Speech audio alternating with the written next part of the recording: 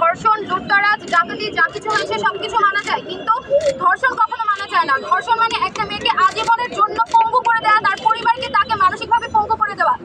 এখন পর্যন্ত যতগুলো ধর্ষণ হয়েছে তার প্রত্যেকটার বিচার না হওয়া পর্যন্ত আমরা সমস্ত ক্লাস পরীক্ষা সমস্ত কিছু বর্জন করছি। এটা আমাদের লোক প্রশাসন বিভাগ, ঢাকা বিশ্ববিদ্যালয়ের সকল শিক্ষার্থী এবং শিক্ষকের সম্মিলিত সিদ্ধান্ত। আমরা কেউ ক্লাসে ফিরে যাবো না, পরীক্ষায় অংশগ্রহণ করবো না যতক্ষণ না পর্যন্ত ধর্ষণের বিচার হয়।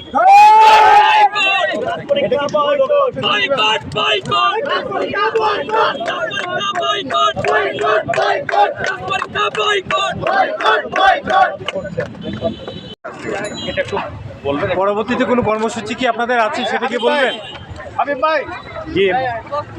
আপনাদের কি পরবর্তীতে কোনো কর্মসূচি আছে সেটা কিছু বলবেন?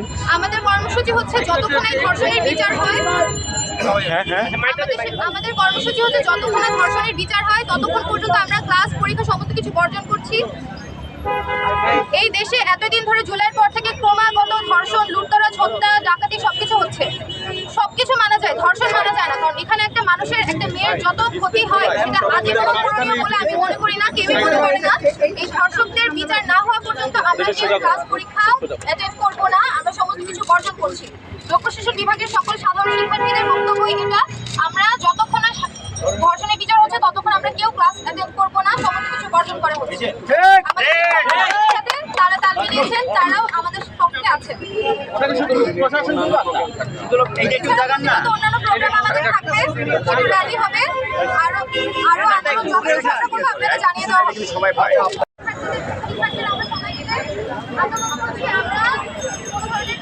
পরীক্ষা অ্যাটেন্ড করবো না, আমরা এগুলো বর্জন করছি।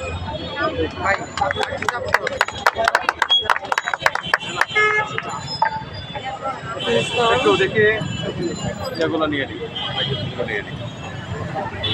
ফাঁসিকে শুধু একটা কোনো ছাত্রীকে বিবেচনা করতে চাই না, তাদেরকে এমনভাবে ফাঁসি দেওয়া হোক বা এমন কিছু করা হোক যেটা তারা ঘুরে ঘুরে করে এবং একজন পরিচিতা জীবনে যত কষ্ট পেয়ে মারা যায় বা যতটা কষ্ট তারা শিকার হয়, তারা হাসপাতালে বেড়ে কাঁদতে কাঁদতে মারা যায়, ঠিক একইভাবে যেন ধর্ষকদের সেইভাবেই মারা হয়। এক সেকেন্ডের মধ্যে ফাঁসি, এটা কোনো শাস্তি হতে পারে না। ধর্ষিতা যেভাবে মারা যায় একইভাবে ঘুরতে যেন ধর্ষকও মারা যায়, সবার সামনে প্রকাশ্যে সেই শাস্তি অবশ্যই ইনশাল করতে হবে। আমরা আজকে আমাদের আন্দোলন এখানেই সমাপ্ত করছি।